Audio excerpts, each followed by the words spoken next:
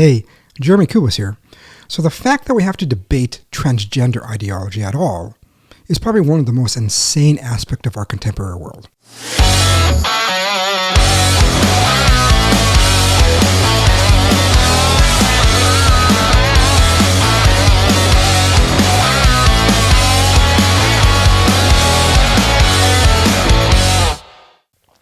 But what's even more insane to me is the fact that many conservatives lack the framework to really argue it correctly. And so what I've noticed is that both the contemporary left and the contemporary right both get this argument really, really flawed. And both of them have proper objections to each other. So what do I really mean by this? So let's analyze the pro-transgender ideology first. And so much of the assertions are derived from some kind of anti-essentialist point of view, right? And many of it are formed from what we talked about last episode with epistemic relativity. And so it's one of the most fundamental principles of epistemic relativity that there are no universal, there are no objective, proper definitions to words. That words in general just have whatever kind of meaning that we want to ascribe to it. And I think part of the difficulty that we have in the contemporary world, especially with the contemporary conservatives, the contemporary right, is that many of them kind of adopt some of these ideas, whether it's implicit or explicitly. And so what we normally get from denying inherent meaning in things is that you really begin to deny the three fundamental principles within logic. And the first one is the law of identity. And that's really the only one we need to cover for today. And so the law of identity many times is crudely formulated in the contemporary world as a thing that is identical to itself, or A equals A. Now, these two definitions aren't technically wrong, but if you don't have a coherent understanding of what language is at all, the definition wouldn't really mean much to you, or it might sound kind of strange. Like, of course, yes, the thing is identical to itself, but what does itself mean? So classically speaking, we have to understand language in a more coherent and correct way. And so language has virtually for the entirety of human history, except for the last maybe 200 years, and especially in the last 100 years, was simply understood as arbitrary sounds and symbols that refer to reality. And so reality is what kind of infuses the arbitrary sounds and symbols that we use in language with meaning. And so that's what we call its referent. Its referent is its reality. And so, for example, when you have the term heart, what infuses that term with meaning is the actual existing heart that we see, within the body. And then you have in different languages, such as in Spanish, corazón, which would mean the same thing. And so even though these two sets of words have different sounds and combination of the symbols, what is very important is that they both have the same referent. And because they have the same referent in reality, they both mean the exact same thing. So now, in the formation of sentences, we kind of go beyond simply saying that something is, but we begin to predicate this subject. We begin to predicate these terms. And the predication is simply stating how something exists.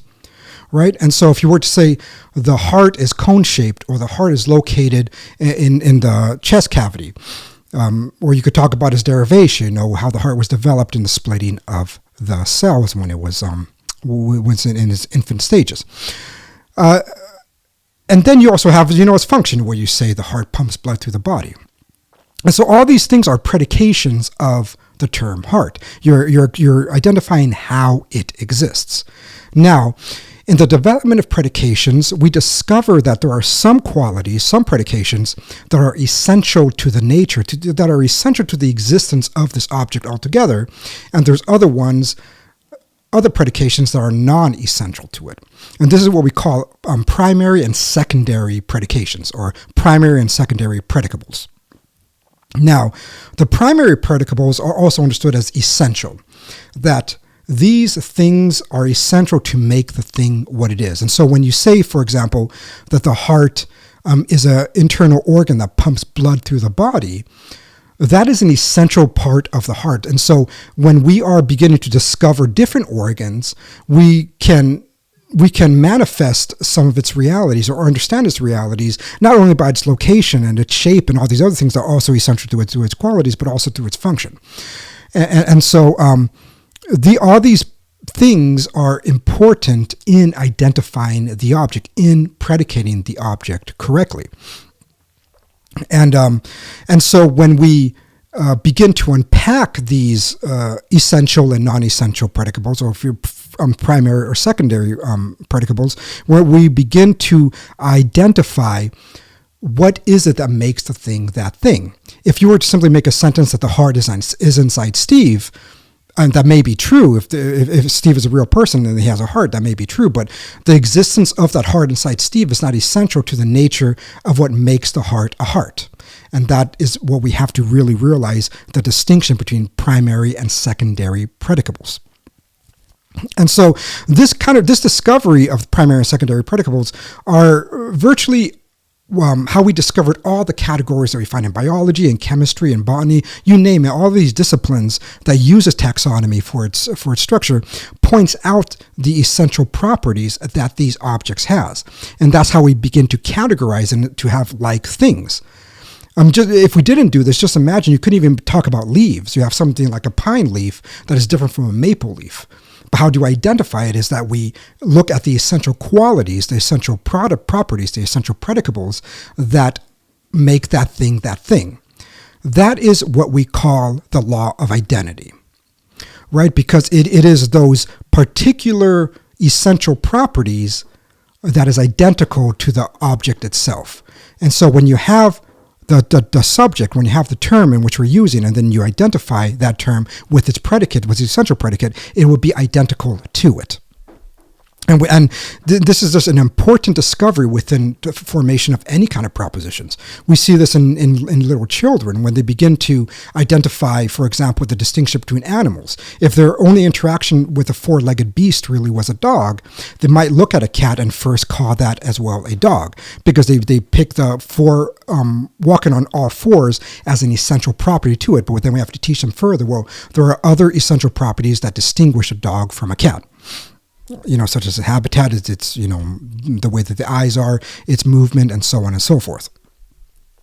And so this is what the pro-transgenderists reject. They reject that there are any essential predicates that can be discovered about man and woman.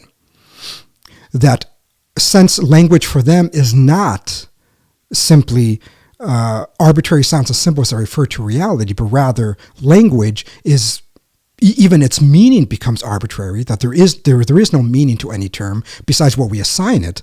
And then what ends up happening is that nothing essential can ever be discovered about anything at all. And fundamentally, in this particular topic, nothing could ever be discovered about the distinction between man and woman, besides arbitrary things in which we place on it. And so they think that everything then, with man and woman, is simply socially constructed, and there is nothing intrinsically real inside those predications. Now, this obviously is irrational. Its function is going antithetical to a first law of logic, which is the law of identity. And I think this is intuited by many people. This is people like Matt Walsh, for example, in his documentary, What is a Woman? A great documentary, by the way. When he asks the pro-transgenderist to define what a woman is, they're unable to do it. They're not unable to do it merely because they're just stupid.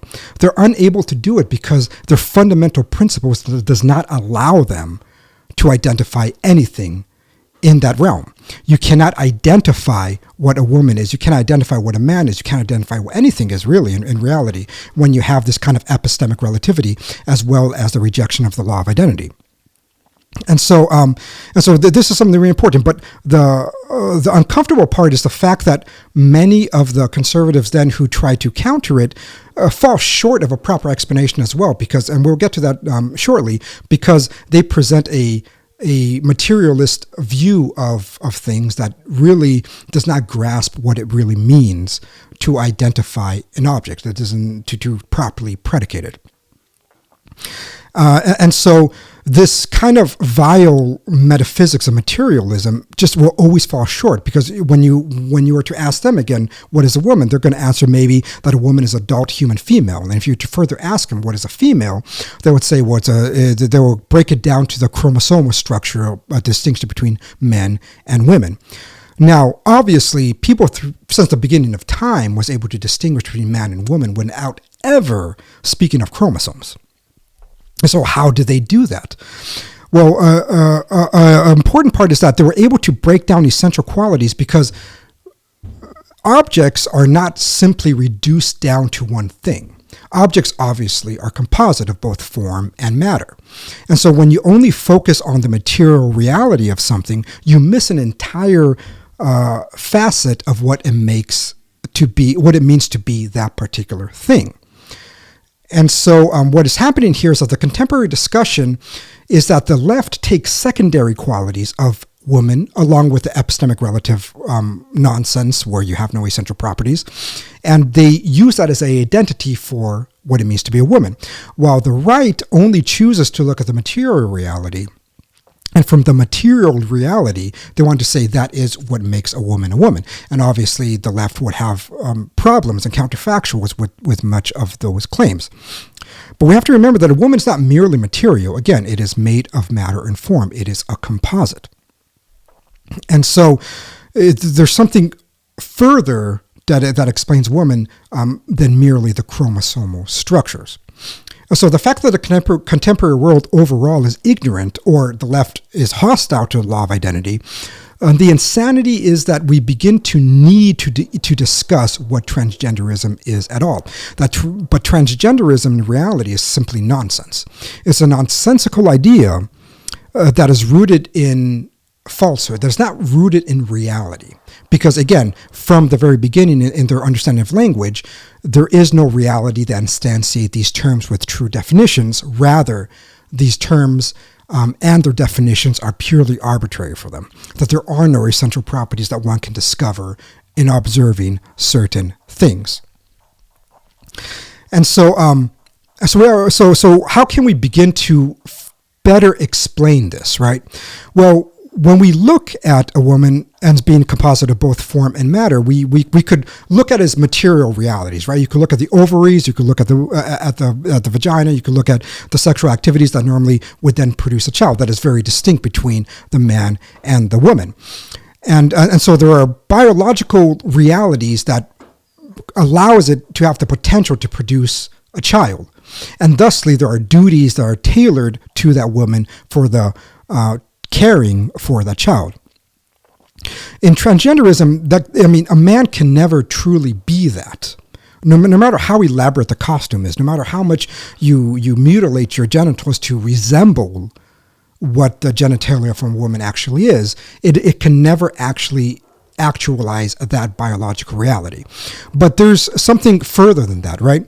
Because due to the multifaceted list of essential properties to the thing, there are gradations to things. And this is the part that many of the arguments on the right begin to fall flat, because they want to just pick one thing and say this essentially is what makes a woman in terms of its definition. But there are multiple reasons why something is what it is. There are multiple essential properties to a certain thing. And so the more that one actualizes the essential properties, the more that it is that thing.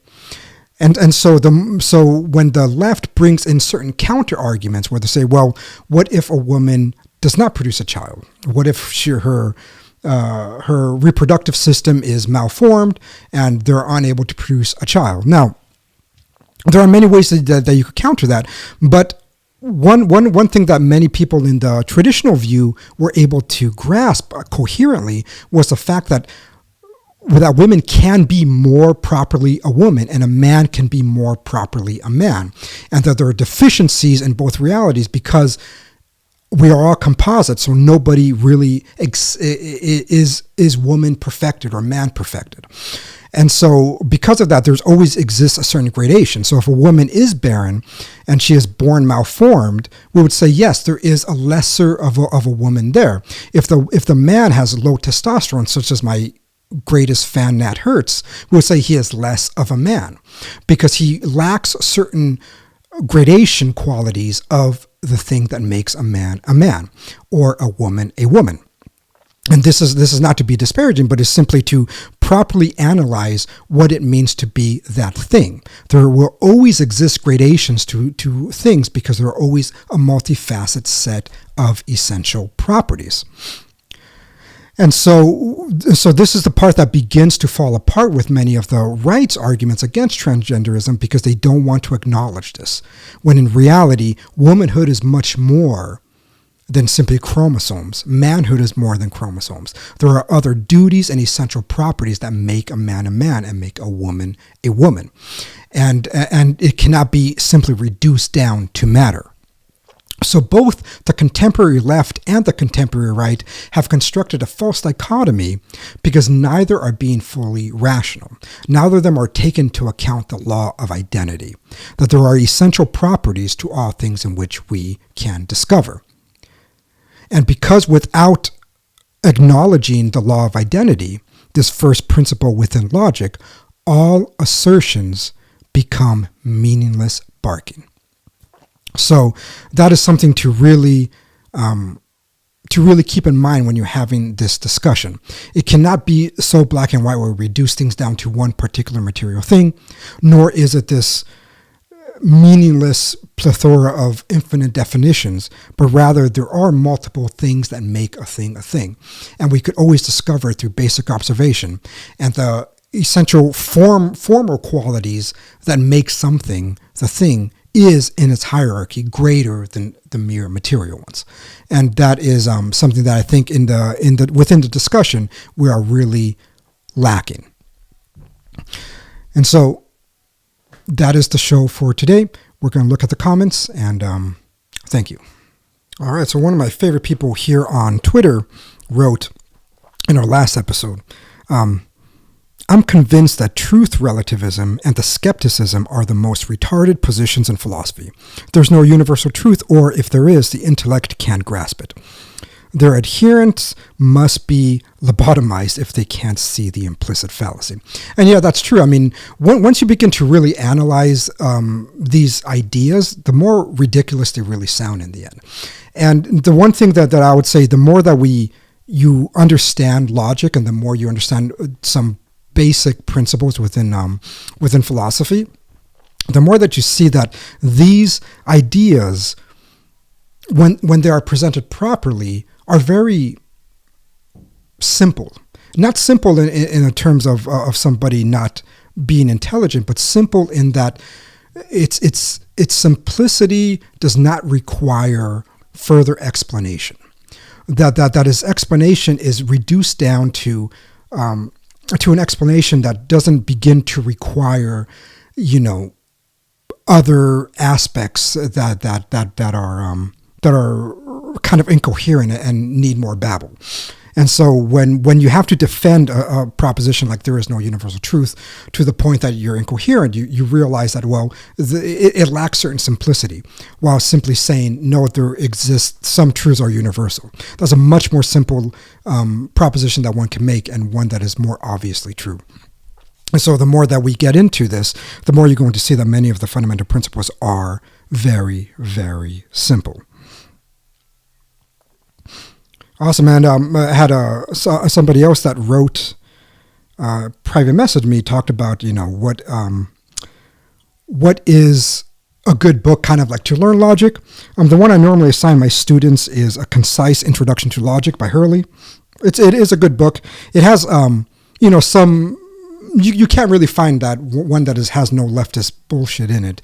I would say this one has less than maybe Copey's. Copey's Introduction to Logic is also a really good one, but I like to use A Concise Introduction to Logic. I think the examples are a little more coherent and simple for people to kind of, and it's just less agenda-y altogether.